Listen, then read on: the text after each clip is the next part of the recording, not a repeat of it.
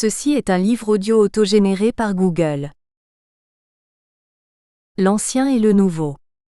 Essayons donc de résumer la polémique dite du voile ou du foulard musulman, qui fait rage depuis une vingtaine d'années dans nos contrées. Sachant en effet que nous avons connu des guerres de 100 ans, il n'est pas absurde de s'interroger sur ce qui nous attend.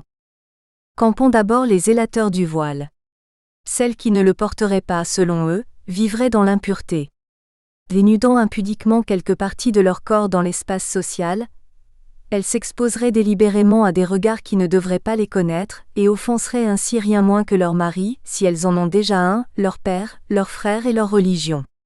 Nous reconnaissons là facilement une variante parmi d'autres de ces puritanismes religieux qui ont fait fortune chez les monothéistes, ce qui ne nous oblige nullement à prendre pour comptant ces réductions puritaines des monothéismes.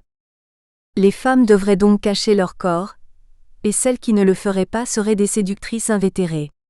Ne pas cacher reviendrait ipso facto à montrer, et bien de façon à ce que personne ne puisse plus éviter du regard ce qui est montré.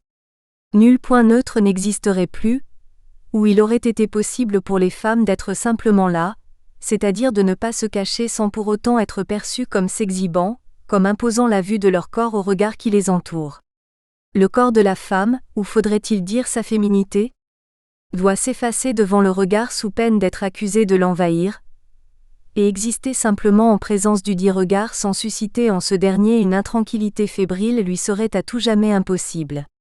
Nous souscrivons alors au discours, que l'on peut qualifier de féministe, qui réfute le procès d'intention unilatérale fait par les puritains à la façon dont les femmes habiteraient leur corps, et qui renvoie le regard masculin à sa propre responsabilité quant à l'origine de son éventuelle intranquillité. En face, campons les détracteurs du voile. Partisans de l'éradication la plus générale du foulard musulman, des écoles, des bureaux de vote, des cénacles parlementaires et des administrations publiques, des universités et des tribunaux, soit de tous les lieux publics un peu significatifs en dite démocratie occidentale, le tolérant tout au plus dans l'anonymat des rues ou dans la sphère privée, que lui reproche-t-il au fait ? Essentiellement deux choses.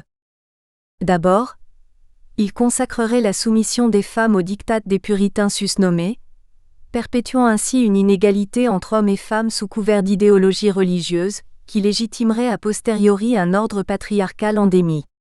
Il faut reconnaître que nul monothéiste n'a jamais songé à considérer le sort réservé aux longs cheveux de Samson comme une punition infligée à l'ostentation trop virile de sa force physique. Dalila est la traîtresse et le restera jusqu'à nouvel ordre. Pour le reste, l'on dira que ce premier reproche s'adresse plus à la coutume qu'à la femme elle-même, qui en serait la victime. Mais si ensuite et d'aventure, la femme affectait de porter de son propre gré le foulard d'origine religieuse, elle perdrait son statut de victime et mériterait désormais de se retrouver assignée au banc des accusés ES. C'est que son choix, cette fois-ci motivé par autre chose que la seule crainte de la violence des puritains à son égard, ferait de son foulard un signe religieux ostentatoire, soit une mise en valeur excessive et indiscrète d'un avantage. Comme l'affirme le dictionnaire Le Nouveau Petit Robert, l'oracle quotidien du sens commun recelé dans la langue française. Une femme ne pourrait donc vouloir couvrir ses cheveux pour un motif religieux, sans par là même être perçue comme voulant faire savoir à tout prix et à tout regard qui traîne par là qu'elle adhère à telle religion. Ne pas cacher, qu'elle cache délibérément ses cheveux en l'occurrence, reviendrait ipso facto à montrer son obédience confessionnelle de façon à ce que personne ne puisse plus l'ignorer. Il ne lui serait plus possible d'observer simplement une pratique religieuse qui fait sens à ses yeux, dans son propre regard sur elle-même, sans être perçue comme voulant exhiber ses convictions religieuses devant les regards des autres. Autrement dit, son foulard ne serait jamais plus simplement foulard, il serait toujours déjà drapeau. Nous n'entrons pas encore ici dans la question de l'interprétation correcte ou non, de la teneur plus ou moins religieuse du voile, ou simplement patriarcale par exemple, et du degré de recommandation ou d'impérativité de son port dans la tradition musulmane. Cela nécessiterait d'en confronter les différents courants exégétiques, et d'interroger la place qui prennent les interprétations puritaines que nous avons mentionnées ci-dessus. Notre but n'est en effet pas de prétendre expliquer, aux femmes qui désireraient porter le foulard pour un motif religieux assumé, la bonne façon d'interpréter leurs propres pratiques religieuses, mais bien d'abord de comprendre la singularité du procès d'ostentation qui leur est fait. Cela ne veut pas dire non plus que la question féministe ne mériterait pas, selon nous, d'être débattue avec elle, bien au contraire, mais alors dans un contexte ouvert, d'écoute réelle, où donc elles ne seraient pas toujours déjà mises en demeure de justifier l'effectivité de leur autonomie subjective, et où l'absence de leur volonté colonisatrice de l'espace public.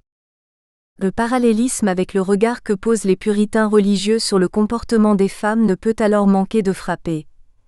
Elles se retrouvent 2 fois dans la position d'objet du regard et 2 fois l'amalgame est fait entre ne pas cacher et montrer avec trop d'insistance, comme si 2 fois il y avait quelque chose d'elles-mêmes qu'elles n'auraient pas dû laisser voir, tantôt quelque partie de leur corps et tantôt quelques convictions, ce dont elles porteraient unilatéralement la responsabilité de par leur intention ostentatoire. C'est ce parallélisme qui nous amène à identifier, après le puritanisme religieux, une nouvelle forme de puritanisme, que l'on s'autorisera à nommer provisoirement puritanisme laïque, puisque les détracteurs du foulard les plus zélés aiment si souvent à se revendiquer d'une laïcité de combat. Il va sans dire que nous n'apprécierions pas plus que l'on réduise la laïcité, celle de l'État dit démocratique par exemple, à sa version puritaine. Reste à examiner jusqu'où le parallélisme entre l'ancien et le nouveau puritanisme peut être poussé, et ce qu'il pourrait nous aider à comprendre quant à l'histoire des religions anciennes et nouvelles, quant au destin de l'État de droit multiculturel et néo-babélien, voire quant à la tension immémoriale qui agite de soubresauts plus ou moins plaisants les rapports qu'entretiennent entre eux les femmes et les hommes, et à se demander aussi si d'aventure, l'un et l'autre puritanisme ne se nourriraient pas réciproquement l'un de l'autre.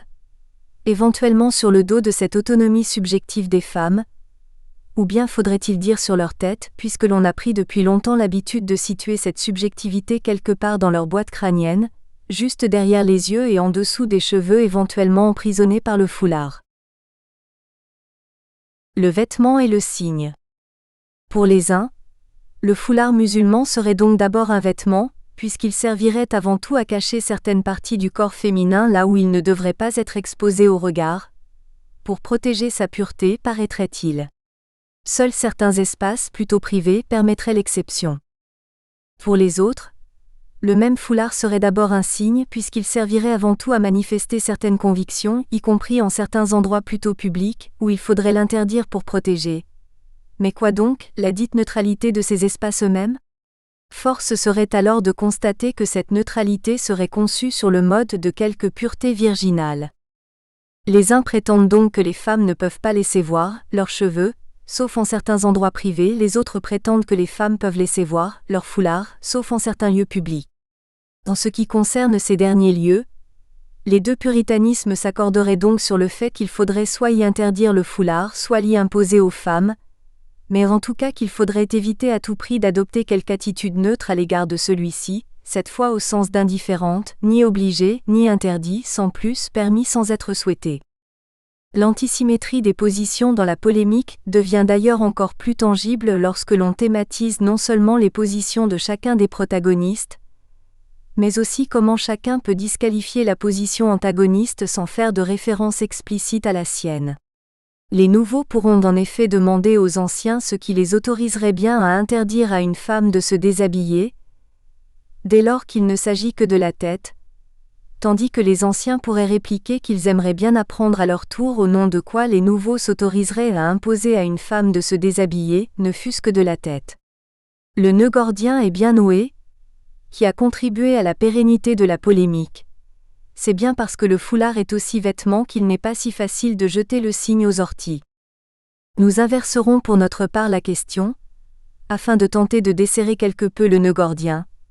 Qu'est-ce donc qui ferait que le vêtement soit aussi un signe, et quelle sorte de signe pourrions-nous bien alors avoir là qui revendiquerait sa fonction vestimentaire comme constitutive de son sens ?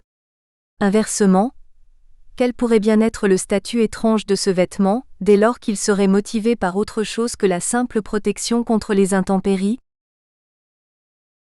L'indice et le signal. Comme vêtements codifiés et dont les codes, variés, faut-il le rappeler, se rapportent à un horizon de sens religieux qui définit aussi des pratiques et des appartenances sociales, le petit Robert autoriserait certainement que l'on qualifie le foulard musulman d'habitus social. Manière d'être d'un individu, lié à un groupe social, se manifestant notamment dans l'apparence physique, vêtements, maintien, voix, etc. L'on comprendra alors. Nous espérons que vous avez apprécié cet aperçu. Pour continuer à écouter ce livre audio sur Google Play Livres, utilisez le lien dans la description de la vidéo.